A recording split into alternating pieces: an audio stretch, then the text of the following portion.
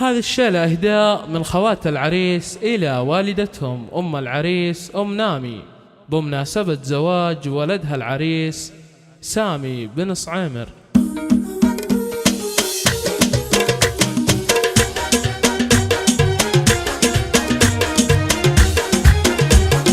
هب السعد والحفل كايف جوه، زانت طوارق الشعر والحانة، يا مرحبا في حفل آل صعيمر، ترحيب وافي والكرم عنوانه، باسم ام نامي مرحبا بالضيفان، الليل والعود رحبت فرحانه، افرحي يم العريس الليله، مبروك لك بالورد وبريحانه، في عرس سامي يا كبر افراحك، يسعدك ربي في العمر وزمانه، يوم العبي يم العريس ام نامي، يا شيخة الحفل اشعلي ميدانه، وتبختري مثل الفرس في لعبك، خلي القلوب تفزلك طربانه، يمني رهباوي انت من هو قدك، ما تشبهك بالزين الا الدانه، شيخه وبنت الشيخ عز وهبه، يا بنت الضوء اللي رفيع جانه، يا ام نامي اللي قدرك عالي، تاج الفخر والعز لك نشانه، يم الكرم وام السنع والطيبه، طيبك سحاب ينهمر هدانه، مبروك عرسك يا العضيد الغالي، يا سامي اللي بالفخر لك خانه،